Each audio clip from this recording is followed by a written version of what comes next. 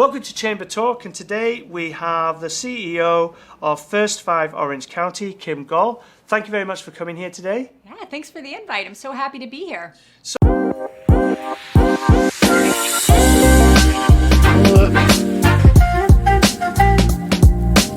Kim, why don't we start off with just knowing a little bit about you? Just share a little bit about yourself. Sure. So I've been with First 5 for 23 years, or I'm in my 23rd year of work in early childhood, specific to First 5 here in the county. Deeply passionate about two things, and First 5 allows me to intersect those two things. One is the potential every child brings to us, right? Their ability to thrive and optimally develop, and thinking about what is their gift or their contribution, or how do we set them on the best course, right? What each child, no one knows what that maximum potential is for each child. So as a society, in my mind, how do we make sure that each child has the ability to get to that potential? So it's something I'm deeply passionate about, and I'm born of all of that possibility. And then another passion of mine is really thinking through the way in which we as public contributors to the public system of good, so our taxpayers, it's a fancy way of saying paying taxes in, and hoping that we are able to achieve results from those taxes, right? So I'm passionate, and it might sound funny given all of what's going on in the world today, but I'm passionate about being accountable for every tax dollar that's received into government entities, and how are we proving its result? How are we using that dollar to its highest and best use? What are we giving back to the society and community based on that? So First 5 being funded solely by tobacco tax and early childhood, and the opportunity that is in early childhood, I found a dream job that I've been able to stay with forever. And what got you first to this point? I mean, that's a long career. You've decided to stay in, obviously. Yeah. What got you to that point? So I actually was doing some graduate work at UCI, getting my, believe it or not, master's in urban and regional planning. So it sort of triggered that idea and those concepts about the use of public dollars and how we use them, and it's systems planning, how the various systems engage with each other. So when you think about urban planning, you think of roads, sewers, lights, curb cuts. There's a whole other side of urban planning that's really about community development. How do we create the communities in which we thrive, live in, and the social fabric that creates that community? And I took more classes in that second part of it, and came across a fantastic professor that was the start of First 5. Once the measure passed by the state of California, each county went into creation mode for their First 5s, and this professor of mine at UCI was actually tapped to start First 5. And so we stayed in contact, and when he had staffing needs, he called me and said, "Why don't you come work for me?" And I said, yes, and I haven't left. Nice. So is it called First 5 because the biggest part is from 0 to 5 years old? Is that why? What was actually on the ballot initiative that people voted for is the Children and Families Commissions. That's what it established in the state of California. So our legal name is the Children and Families Commission of Orange County. Okay. But from a branding perspective, they took on the name of First 5, given the focus on the first 5 years of life. That makes sense. Yeah.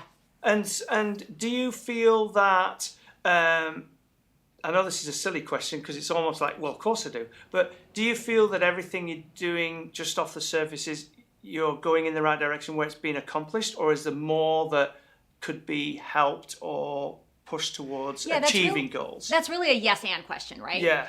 Because you can only do what you know at the time Yeah. that is your best job. Right. So for 23 years, we've been doing what we think is the best. Right? Right. But I think what keeps me passionate about the work and keeps me engaged is what's the next best thing? And how do I get ahead of that curve? How do I bring it to Orange County? How do we be the innovator in this space? How do we make sure more young kids are getting what they need to be successful? And how are we supporting families in that, in their own parenting journey, right? So it's, yes, I think so much of what we've done in Orange County is on that entrepreneurial trend, like being the first at something or expanding something in a different way, thinking about a problem in a different way. And I'm constantly driven by how do we keep doing that?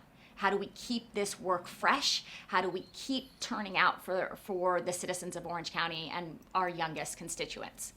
Now, if anybody wants to find out a little bit more about First Five Orange County, they can actually go to your website, first5oc.org. Yep. And on there, if they read a little bit more about you and all the other bits and pieces that are on there, it's heavily spoken about data-driven organization. And in fact, EDI, I think, is the abbreviation. Now, for listeners, and I'll be honest, for myself, I understand data, but what does that really mean? Sure. So those people that know me will tell you that I am a straight shooter. I like simple equations. I like when 2 + 2 = 4, and we can get the noise out of the systems, and we can focus and strategize based on what we know. So in all the years that I've worked for First Five, I'm always focused on what does the data tell us? What do we know about this problem or this idea or this concept?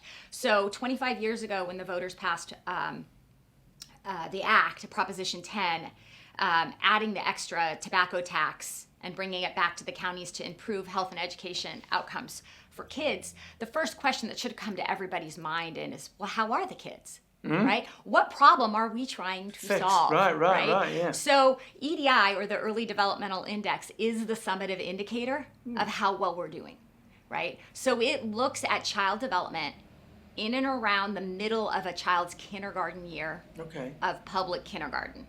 That's where the data is collected. We are the only county in the nation that has it on 100% of our publicly funded kindergarten.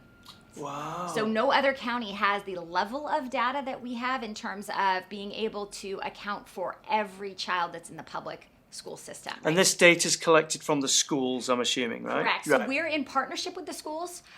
We pay for the collection of the data, so that's everything from the teacher's time out of the classroom to fill out the surveys per child, to the analysis of it, and then the production of the results of it. That First Five funds that in partnership with our community, really, right? And what that data tells us is how well kids are prepared to start kindergarten and be successful in school across 5 domains. And it's a question survey that teachers fill out, again, about midway through the kindergarten year. So they've had a lot of experience with the kids in their classroom. They're going to be able to tell you, and they have their own professional and life experience, right? So they're going to be able to look at that child and say, yeah, they're learning, their language development's behind, whichever way it is, right? And so they do this 160 question survey on each kid in their class. Wow. And then we collect all that in partnership with UCLA, who is the educational institution licensed to do all the analysis on it. We clean the data, we prepare the data, and then we can map the data. We can bring it all the way down to a census tract. So I can tell you per census tract in Orange County the percentage of kids that were ready to start kindergarten. Wow. So it's a population level indicator. It is not used in any way for an individual interaction with a child. So it's not guiding that teacher how to teach that child. It's for folks like you and I to better understand, what do the kids look like? How likely are these kids in Orange County going to be successful throughout their educational career? I'm sure that data is so crucial that it's almost real time. So I'm sure you've seen a difference between pre-COVID and after COVID, of course. Would that data have changed significantly, and then the organization has to change what it does? So we're at an exciting time because the data is actually collected every 3rd year. Oh, okay. Because it's population level measurement. So we're on the 3rd year, are we? We started the collection of the data in 2007 with voluntary districts. Right. And then we gained support. And the first time we collected universal data covering the whole county was in 2015. So we are going to be in our next wave of data in 2025. Okay. That data will be collected.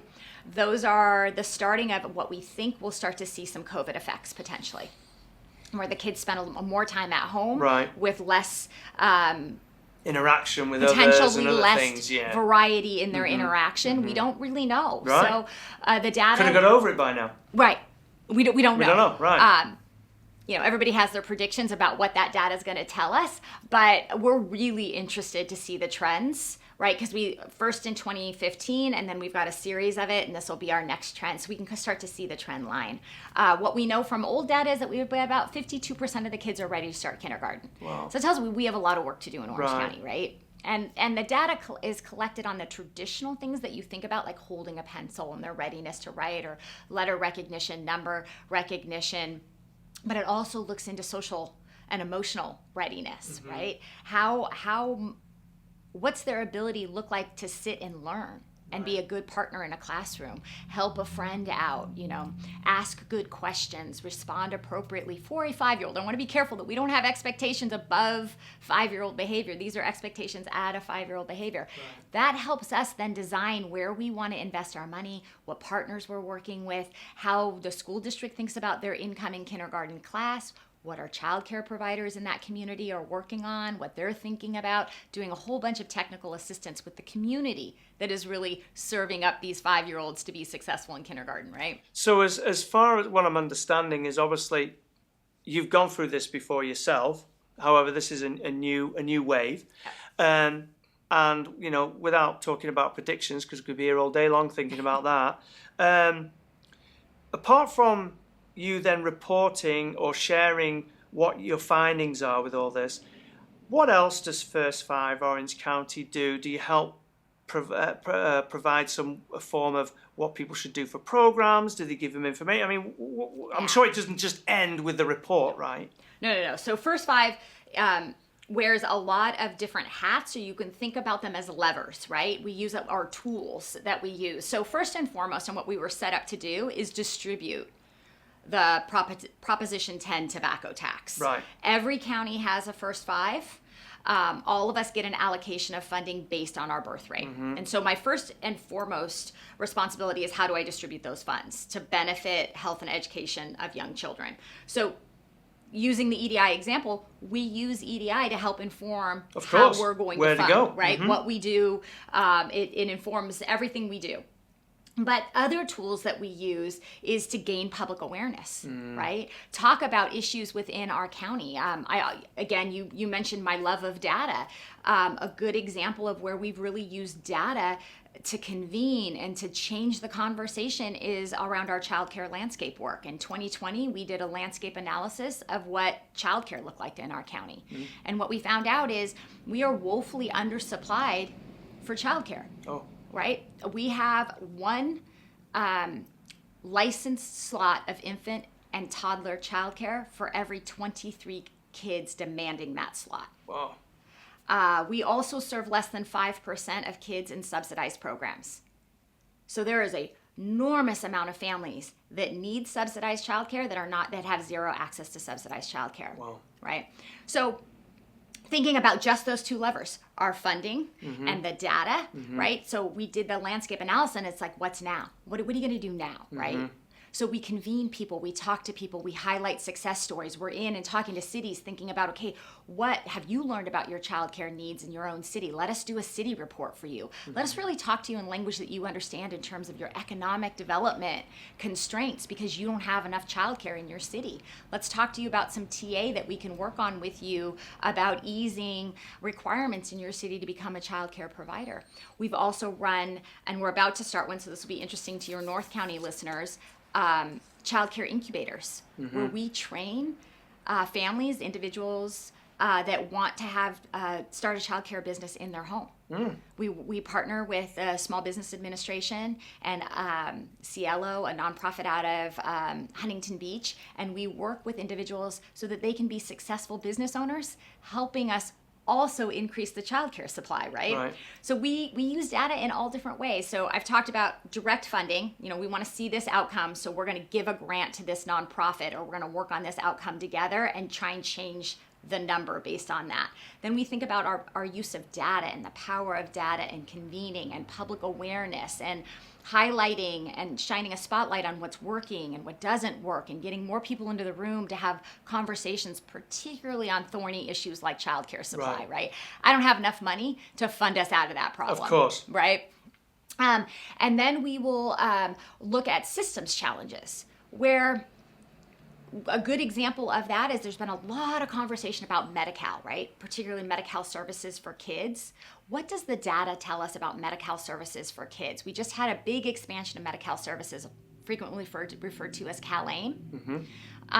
What are we doing around access and utilization, and how can we use that to ensure that more families are having access to healthcare that really meets their needs? So we might pool together a group of experts in the provision of medical services, look at existing data and say, okay, if we want to be here, if we want that to move, what do we need to do? What systems need to change? What motivators or incentives need to be built in so that we can make that leap?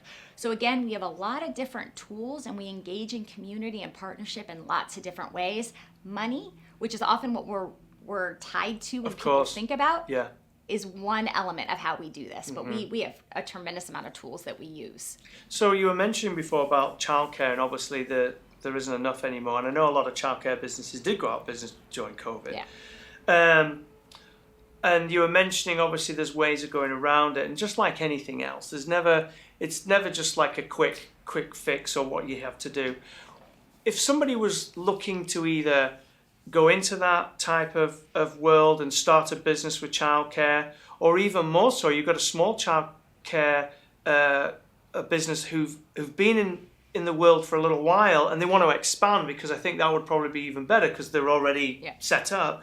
How do they go about reaching out? Who do they go to? How does that go about? So you can go on our website, sign up for our constant contacts. All of our technical services that we provide either to childcare programs that are already established and looking to expand or grow or have a problem with a certain aspect of the childcare, whether that's a small business thing or even like a quality. I've got some questions about developmentally appropriate or activities.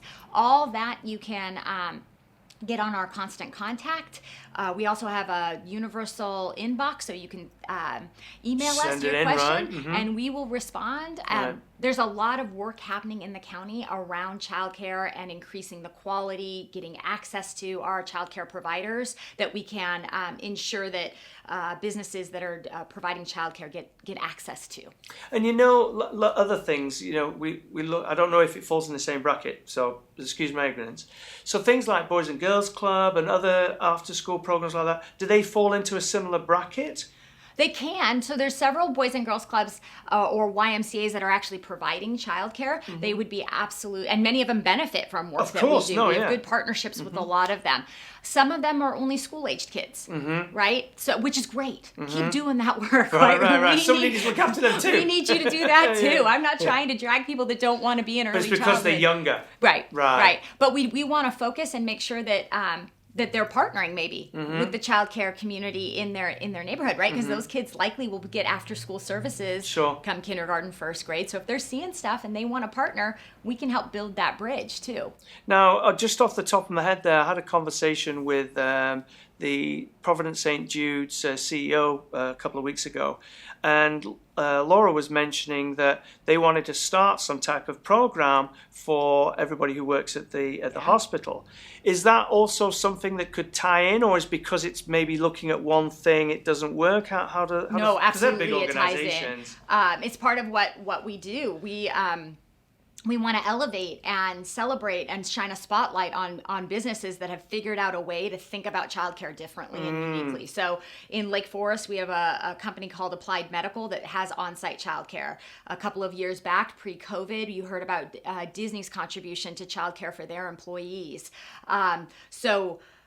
St. Jude, if they're going to put on-site childcare or work in partnership with a childcare provider to help make childcare more affordable or convenient or the hours different, we are all on board with that and want to celebrate that and add that to our list of successes. And we also want to contribute should they need information or wayfinding in the childcare arena. Licensing a childcare facility is not fun work. I bet it's not. and I love that. I love all the collaboration. That's what really all this is about, and what you're doing really. It's a beautiful thing. So you were mentioning, obviously, the Act, was it 1998 or something? It passed. A lot of people aren't smoking tobacco anymore. So does that change? Has it altered your funding over the years? Tremendously. That's why we've had to get a little bit smarter about the way we do business. So back when it passed, our county was receiving roughly, give or take, $62 million in tobacco revenue. Right. We're down to somewhere between 20 and 23. Which is a good thing, because it means healthier people out there. And so we're going to look at I never want to mince words on this. As part of a group of people that are focused on public health, right? Sure. Early childhood is part of the public health agenda as well. We don't want to see anyone else smoke. Yeah. I'm happy if we don't get any more. I'm not happy. Well, you're not happy. I will accept the results of not receiving Sure. any more tobacco revenue. Right. Understand that might be on our trajectory, and more power to that way.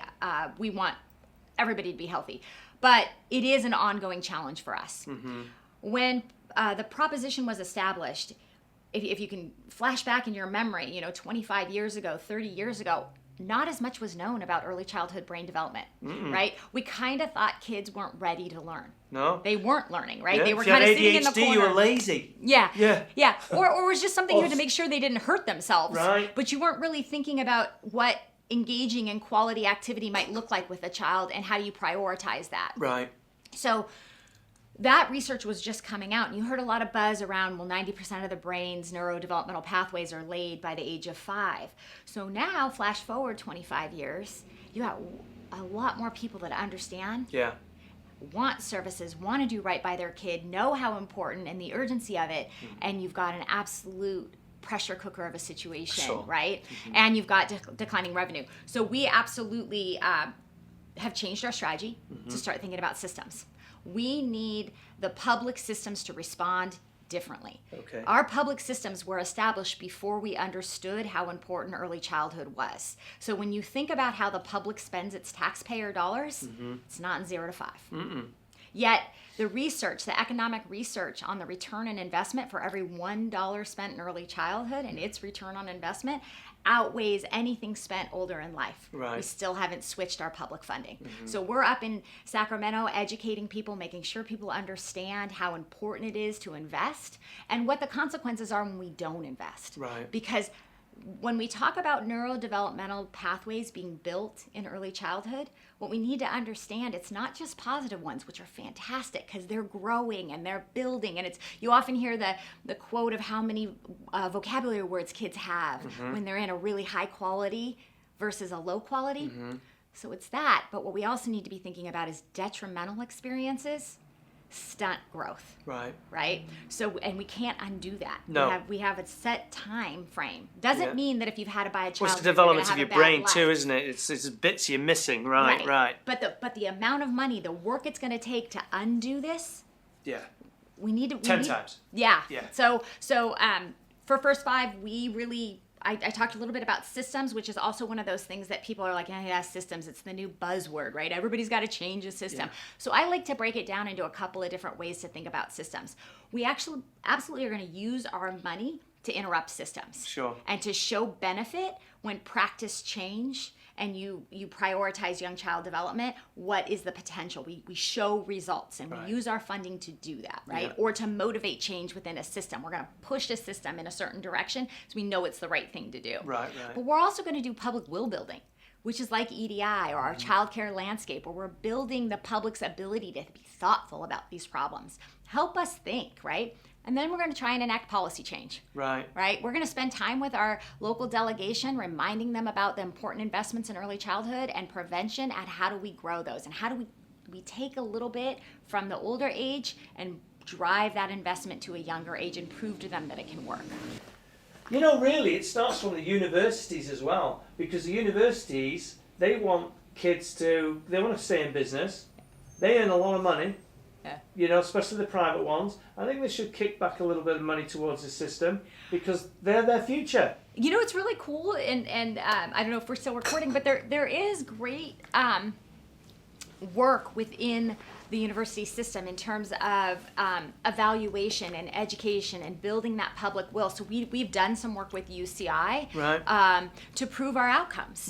Right. So with the Early Developmental Index, UCI in partnership with UCLA did a validation study for us, proving that knowing how ready a kid was in kindergarten is actually validating for their 3rd grade reading scores. Oh, there you go. Kids that were less ready did less well. Right. And we're working now on a longer trajectory evaluation to show that the kids actually graduate from high school because we have a long enough data set now. Sure. Right? And we can prove out how well they're doing. Yeah, it's exciting times if you think about it, because who has that? Who has now a full because a lot of these things they were done, and they were done only in the 2000s or a little later on, and now you don't have that data just quite yet. But you're like on this pivotal point of like changing everything, really. Yeah, that's pretty exciting. That's what you asked. What keeps me in my job? That would feed me. It's to change this dialogue, right? Yeah. It's to ground these benefits in real outcomes for families and kids. That's what keeps me awake at night. I'm just excited about what's going on and what you can do. It's amazing.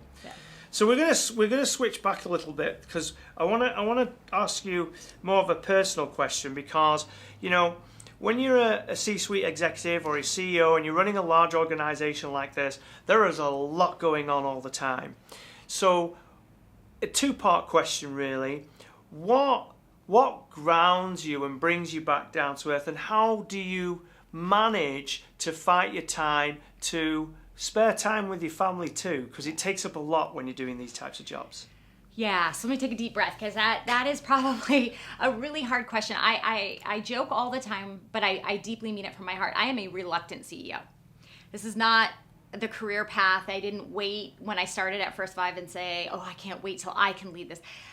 I like being number two. I like kind of poking and being almost a devil's advocate in the office and thinking, okay, well, we thought that's going to work, but that doesn't work. How do we think that? And that's a hard personality type to have in that number one spot. So I've had to grow a lot. And it's really the commitment to driving the organization that has kept me in the seat. So what keeps me humble and the work relevant and keeps me in that sweet spot of seeing an end that's so much better than where we sit right now is when we're able to do site visits, and I can go and see, and I can track, or I look back at data.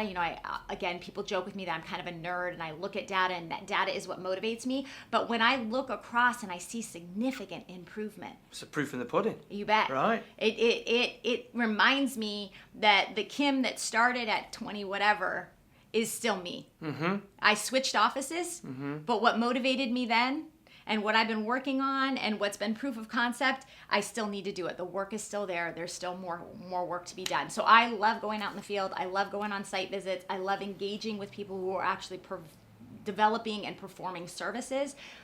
And I also love being in rooms with executives that are scratching their head about this problem, because and really seeing the humanity and trying to get to an answer. No one wants to do wrong by little kids. Right?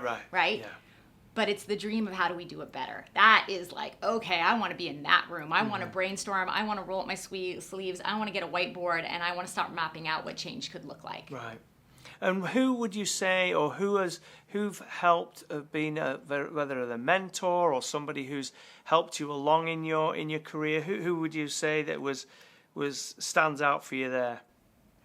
I don't. It's not been one. Right, it's been a series of people that take the time and invest in you, in a maybe a passing comment to them might have just been, hey, that was a good job on that, right? Makes a big difference sometimes. If it's the right time in your life and you're able to hear it, that again has motivated me. Watching, I'm so lucky to be in the time period of my life, in the time period of where we sit societally, to watch so many women rise to executive positions and watch them rise and know that I've had an interaction with them, and they saw something in me and they made a fitting comment to me at some point. It again, it's that driver. It's like you've got to rise to the occasion. You've got to make them proud. I love that. I think that's really good, and that's why we have a She event. I don't know if you've heard about it. Speaks, Hears, and Empowers, and the board had come up with this idea. 2015, I think they first started it, and every year we have some really amazing speakers on there. They're all women, and I don't know why it ended up being that. Maybe it's because it's acronym is she. Maybe that was why. But it's amazing to hear some people's stories and what they've gone through, and the determination and I don't know. I suppose it's the being brave. There's lots of things that go with it. As also, you go home and you're playing mom, or you're doing all the other things. They're not easy. That's like another job on its own. And folks don't really realize that. So it's amazing, and it's really lovely to see. And the strange thing is we actually have the Chamber has a board, And for the 3 years I've been in this position, it's been about 97% women on that board. Like it's quite strange how life has flip-flopped over the years. Yeah, it's interesting to see women in particular, but I don't want to do any disservice to men at all. I Gosh, think, no. there are We're still out here working, But there's something to be said to give a busy woman another job and it will get done, right? I don't know what it is, right? But in the time that I've worked for First Five, I've almost raised, they're not done yet. I have 2 15-year-olds and a 17-year-old, right? So I had 3 babies, getting them through. And that's another thing that keeps me motivated and humble is when I look at what I've been given in this life, it's so much. I have such a strong foundation. And those early years were my hardest years. So if it was hard for me, how hard is it for everyone else? I had my mom. She was there. She provided childcare free because she loved my kids and wanted to be there, and we supplemented with other things. That was an enormous benefit. Right. How privileged am I? Yeah. How do I use that privilege every single day to make it easier for somebody else? Because that's what it's going to take, right? So that's the other motivator for me is even in this space of great privilege, it was really hard. And so then how do I take this space that's been granted to me, use that privilege to motivate every day that somebody else doesn't have their mom, they don't have a supportive husband, they don't have a job like mine, they're in the grind, they're working the night shift trying to figure out what they do with their kid. How does that motivate me to show up using the right perspective, the right data, and be relentless until that life gets better, because that kid matters. Now, you mentioned earlier, obviously, what's exciting is this new wave of data is going to be coming through, which is great. Yep. It allows you to sit back and really focus on which way the organization is going to go in the future. And obviously, we can't just guess it. We also know that funding is a little bit challenging now, and we're going to have to look at it that way. What are the opportunities or challenges do you foresee for the organization as a whole? It might not have anything to do with that. Yeah, no, I think our fundamental challenge is funding, right? We're recognizing about a 3.5% decline in revenue year over year. Oh. So we have to look like almost a new it's weird coming from a perspective of business. Imagine if I was a member of yours saying, I'm going to make 3% less next year, but I got to do more, right? Right. It's a crazy concept, yet that's our challenge. Yeah. And it's one we welcome. Right. Because it's wrapped in that public health image. But it does set our course. Right. It means we have to get smarter. We have to leverage every penny we possibly can. And by leverage, what I mean is work with our county partners, those big bureaucratic agencies driving their investment earlier. So it may not be my money. That's okay. If the money is going into the 0 to 5 system of care, I've won. Right. My bank account might not have won. But the community won. My agenda won, not me. But, yes. So we work really hard on identifying those levers that we can push and pull that drives investment in. I kind of have to detach from that business side of my brain that wants to see my balance sheet go up. Right. I got to accept that it's going to go down. Right. But other balance sheets that support 0 to 5 work are going to go up. Yeah. And that we're using our skills and our talents and our workforce to inform that public decision-making process. Sure. That's what we're strapped to do, and that we are super laser focused and disciplined about how we spend our money. Right. Biggest bang for our buck. What can we interrupt the system with the most if we fund it? Right. Where can we be the most disruptive for good, right? Not for bad, but for good. Of course. And then on the flip side of that, opportunities. What opportunities are there for people to become partners, collaborate, help with funding? What is it that you need? So we have a tremendous platform of opportunity. We engage in this systems level work. So you were talking about St. Jude. We would love to outreach to St. Jude, and I will. It's like, how can we become a part of your journey in providing childcare? How can we assist you in ensuring that happens? So those kinds of opportunities, business to First Five opportunities exist. if you're not following public policy, you might not know this, but there's been a significant change over the last couple of years in the way that child abuse reporting and supportive services are going to roll out. We're partnering with our social service agency saying, how do we use the infrastructure that First Five has built around these family support services to inform the work that you're going to do? So that's another way we can partner, is share our learnings, engage people in what we've learned in our 25-year of work effort. We also, though, it's really important to note, we have what we call an engaged neighborhood strategy, which is really where we return to probably what many of your members do, which is putting their customers at the center of how they think about their work, right? So we put the families at the center. And so we have communities identified through our Early Developmental Index data where kids are the furthest from the opportunity to succeed in school.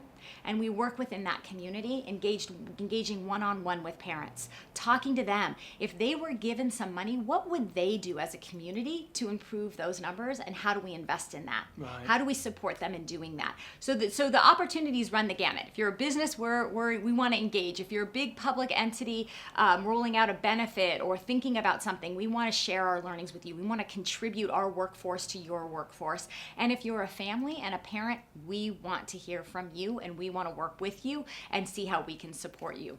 Now, obviously, there's a lot that you've talked about and gone around all the different areas. So I really appreciate that. Because you're on the spot, so that's good. Good job. You're doing a really good job. So if you were to highlight maybe one or two things that, in particular, stick in your mind about your career so far at First Five, what would be that pinnacle, like, I love that bit, or what was one of your proudest moments, or one of the things that really stick into your mind about that? Yeah, so last year, we started some work with CalOptima, our Medi-Cal provider here in the county, and engaged in a partnership with them, showing them that we had used First $5 to initiate a practice change. So think of a pediatric practice and outcomes we wanted to achieve. This is all around the behavioral health integrated into Well Child. So we had inspired that, used our own dollars, put it in health centers that had the highest percentage of Medi-Cal pediatric population, and said, we're going to invest in you. We're going to invest in you because we think your practice needs to change, and we want to work in partnership to see how fast we can get you to change your practice to integrate behavioral health into those Well Child visits. We had great success.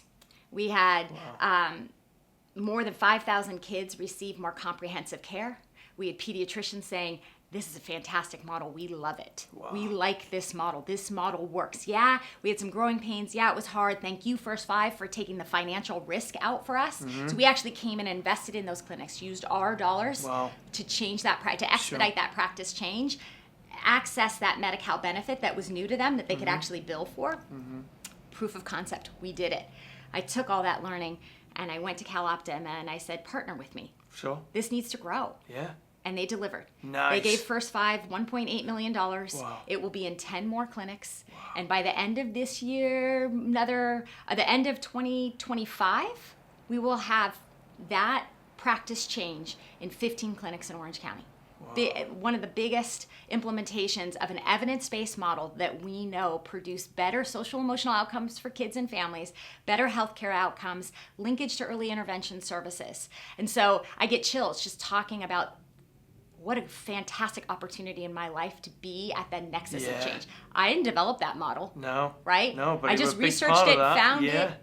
We delivered it. Right. And just that. Don't give up. Proved it. Yeah. That's the thing, isn't it? Yep. You tried it out. Yeah, of course you can have some teething problems, but at the end of the day, it's fixed. Really proud of that partnership. Yeah. Really proud of being able to work with this big public bureaucracy, right? Yeah. That has so much agenda on their plate in terms of improving overall health outcomes and turning their attention, right? Yeah. Getting it directed, right? Because made a dent in the system there. Yeah. Good job. Little kids don't cost public health insurance money. No. Right? It's the older population with chronic illness that they're trying to manage and cost contain for. Little kids are a sweet spot to some degree. I mean, I don't want to make light of it, but really when you look at the risk stratification, your 0 to 5 population. If you're a business, they're an investment. Right. They're an asset, right? And so when I think about just in the last couple of years, one of the biggest successes I have is that. Another big success from a much earlier perspective in my career is when First Five started, we had 2 or 3 school districts pulling down state funding to fund subsidized preschool. It was a lot of work, Sure. a lot of paperwork. Nobody required you do it. Right. So a lot of them said, no, not this year. Maybe next year, like to come talk to us later. We put together a technical assistance plan. We helped them grant write. We helped them get up their accountability reports. We helped them get their physical structures in place.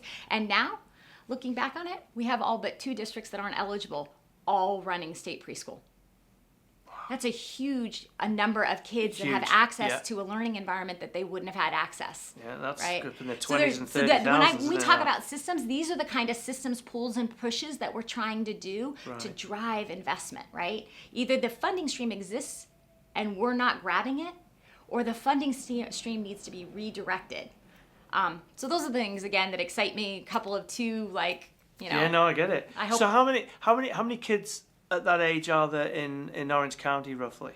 Roughly, we have 35,000 births in the county. So you can multiply that by 5, 6. Right, about over the year. And then how many kids during every year do you think you're basically, your tentacles are reaching out and helping? Oh, you know what? I don't have that number. It's on our website. I need to look at it. Oh, okay, all right. It's between parents and kids. Do you think it's about 45,000? Does that sound right? Yeah, I was going to say, it sounds 50. But what we got to be careful about is that is the number of people or kids that have been logged in some sort of a more intensive service. Sure.